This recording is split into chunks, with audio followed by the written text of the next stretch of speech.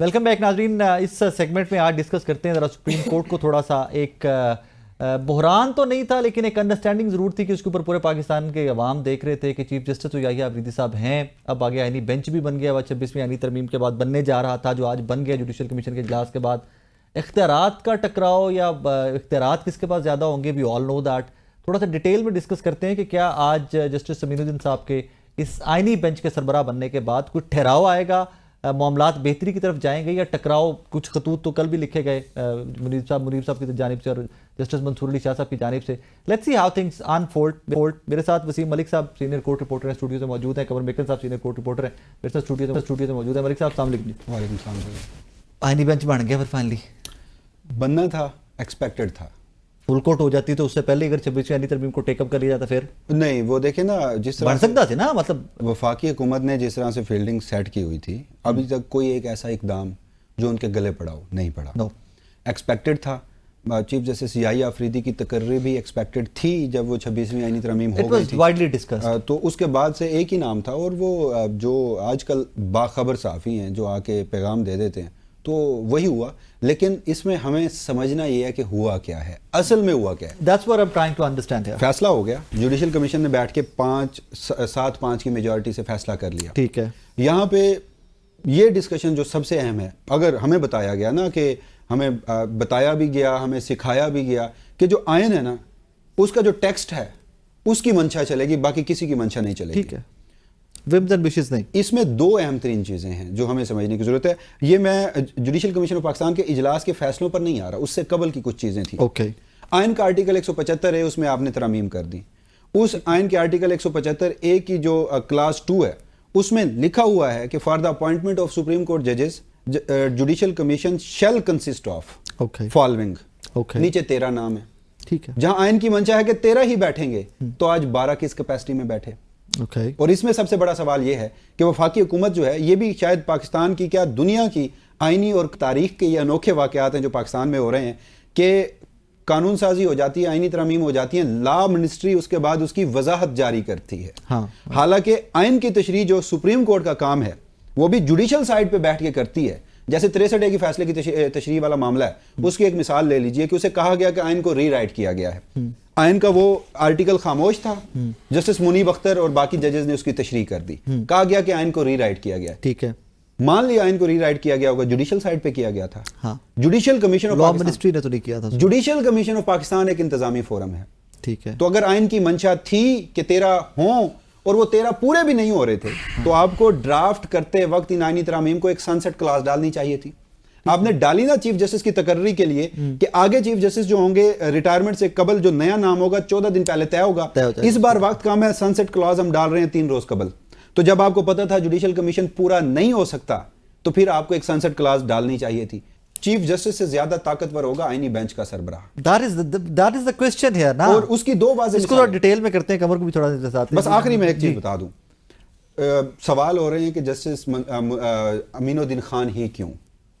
एक ऐसा जज, सुप्रीम कोर्ट के मुअज़्ज़ज़ जज, जो कि 3 अगस्त 2024 को बैठ के मखसूस नशिस्तों का अक़लियती तफसीली नोट जारी करते हैं। इसको मैंने डिटेल में डिस्कस कर, और उसमें 1 लाइनर में आपको बता दूं, उसमें वो कहते हैं कि अगर हमारा फैसला नहीं है ना, हम माइनॉरिटी में हैं, जो मेजॉरिटी वाला सुप्रीम कोर्ट का ऑर्डर ऑफ द डे है, सुप्रीम कोर्ट का जजमेंट है, एग्जेक्टिव मानने की पाबंद नहीं है। और 23 सितंबर के सुप्रीम कोर्ट ऑफ पाकिस्तान के 12 जुलाई के तफसीली फैसले में इसे मिसकंडक्ट का मुतरादिफ करार दिया गया है। वफाकी हुकूमत ने आज उन 2 मुअज़्ज़ज़ जज साहिबान में से एक को आईनी बेंच का सरबराह बना दिया और दूसरे को आईनी बेंच का रुकन बना दिया। मेकन साहब, जनाब, बेहतरी आएगी सुप्रीम कोर्ट के मामलात में? कि लग रहा था ना लड़ाइयाँ, कोई खतो किताबत जारी थी, कुछ बेहतरी आएगी? देखिए, बेहतरी की उम्मीद तब होती है जब पावर बैलेंस में हो। अब तमाम पावर जो सुप्रीम कोर्ट की इस वक्त नज़र आ रही है, वो तमाम की तमाम एक नए सुपर चीफ जस्टिस के पास जा चुकी है। सुपर चीफ जस्टिस एक 26 अक्टूबर को चीफ जस्टिस ने हल्फ लिया था, और एक चीफ जस्टिस की तकर्री आज हुई है। जैसे मैं तो सुपर चीफ जस्टिस ही कहूँगा, क्योंकि उनके पास अब तमाम आईनी मामलात हैं, और हुकूमत ने अगर कायम रहना है, अपने मामलात आगे चलाने हैं, तो जाहिर है उनके पास इससे ज़्यादा कोई अच्छा ऑप्शन नहीं था। और अब इन 26th अमेंडमेंट को देखकर यूँ लगता है कि बाय डिज़ाइन इसी चीज़ के लिए की गई थी जो आज मिशन रखे गए थे। बिल्कुल, मिशन जो है ना वो कंप्लीट हुआ। لیکن مجھے حیرانگی ایک چیز پر سب سے زیادہ ہے کہ حکومت نے جسٹس یحییٰ افریدی کو اتنا اگنور کیوں کیا. وہ ان کو بھی آئینی بینچ کا سربراہ لگا سکتے تھے. کیا وجہ ہے؟ اپنے ہی چیف جسٹس لگائے ہوئے پر اعتماد ہی نہیں ہے.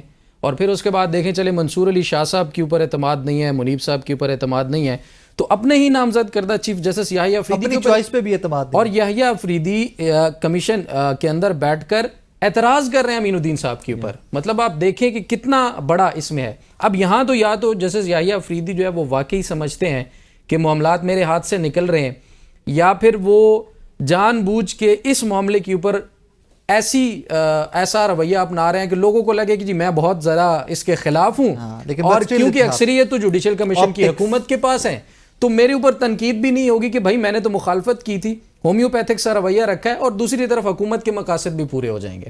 اب ایک بات جو سمجھنے والی وہ یہ ہے کہ جیسے وسیم ملک صاحب نے کہا کہ جسٹس امین الدین ہی کیوں.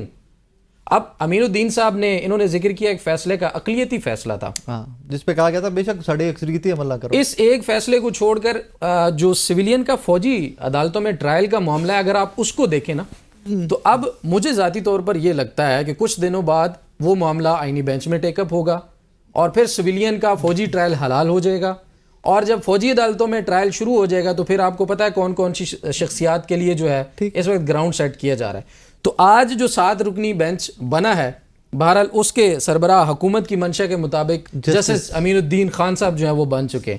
تو اب یہ معاملات آگے کس طرف چلیں گے وہ آپ کو پتہ ہی ہے. اور جسٹس یحییٰ افریدی صاحب نے, جیسے آپ نے کہا نا کہ بڑی کمزوری دکھائی, میرے خیال میں اس طرح سے بھی کہ ان کے پاس ایک فل کورٹ کا آپشن بھی آیا تھا, شاید وہ 1-2 دن پہلے, یا پریکٹس اینڈ پروسیجر کمیٹی کے اندر اس معاملے کو ٹیک اپ کرتے, 26th امینڈمنٹ ٹیک اپ ہو جاتی تو معاملات اور ہوتے. لیکن اب وہ آپشن بھی ان کے پاس سے جا چکا ہے. دیکھیں اب پریکٹس اینڈ پروسیجر کی بھی 2 کمیٹیز ہوں گی, آپ کو پتا ہے. ایک آئینی بینچ کی اپنی کمیٹی ہوگی, جو آئینی بینچ میں موجود ججز ہیں ان کے 3 سینئر ترین ججز آئینی بینچ کے پریکٹس اینڈ پروسیجر چلائیں گے. وہ ایک وکری کمیٹی, جی وہ الگ کمیٹی ہے, اس کا بھی حصہ ہے جسٹس امین الدین. اچھا, اس کے بعد آپ آ جائیں practice and procedure supreme court کی, مطلب اس کے بھی پھر وہ as a matter of fact کہ وہ پاورز تو بظاہر لگ رہا ہے نا کہ امین الدین صاحب کی. انٹرسٹنگ فیکٹ دیکھیے, جب انہیں لاہور ہائی کورٹ سے سپریم کورٹ لایا جا رہا تھا تو اس وقت آج کی جو وفاقی حکومت ہے جس کے روئے رواں آئینی ترمیم ڈرافٹ کرنے کا سارے معاملے کو, نہیں, اعظم نذیر تارڑ صاحب لائرز کی طرف سے, تو اس وقت کا جو آسما جہانگیر گروپ تھا تو اس میں اس وقت لگتا تھا کہ آسما جہانگیر صاحبہ کی جو روح ہے وہ اس گروپ میں ابھی باقی ہے. تو ان کا اس وقت اصول تھا کہ سینئر ججز سپریم کورٹ میں آنے چاہیے, تو انہوں نے جسٹس امین الدین خان کی سپریم کورٹ میں تعیناتی کی مخالفت کی تھی, جنہیں آج آئینی بینچ کا سربراہ اور کتنے کو بائی پاس کر کے آئے تھے یہ بھی بتا دیں, اور آئینی بینچ کا انہیں آج سربراہ بھی بنایا گیا. پھر یہاں پہ ایک اور بھی بات ہے کہ دیکھیے آج انہوں نے ذکر کیا جسٹس امین الدین خان کے فیصلے کا, تو وہیں پہ ایک فیصلہ ایسا بھی تھا, عافیہ شیربانو کیس تھا.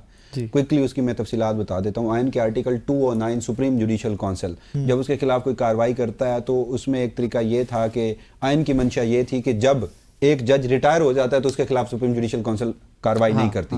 عافیہ شیربانو کیس تھا, وفاقی حکومت اس میں اپیل دائر کرتی ہے. اپیل جو ہوتی ہے وہ ٹائم بارڈ ہوتی ہے, اور اس ٹائم بارڈ اپیل کو منظور کر کے جسٹس امین الدین خان اس وقت بھی یہی فیصلہ دیتے ہیں کہ جسٹس مظاہر علی اکبر نقوی چاہے ریٹائر ہو گئے ہیں, سپریم جوڈیشل کونسل جو ہے ان کے خلاف کارروائی کر سکتی ہے. اب آپ نے شروع میں جو ایک بات کہی تھی نا کہ ہوگا کیا, یا یہ معاملہ تھم جائے گا یہیں اور سب اچھا ہوگا اور سب اچھے بچے بن کے آگے چلیں گے, تو اس کا میں یہ سمجھتا ہوں کہ ابھی ہمیں تھوڑا انتظار کرنا چاہیے.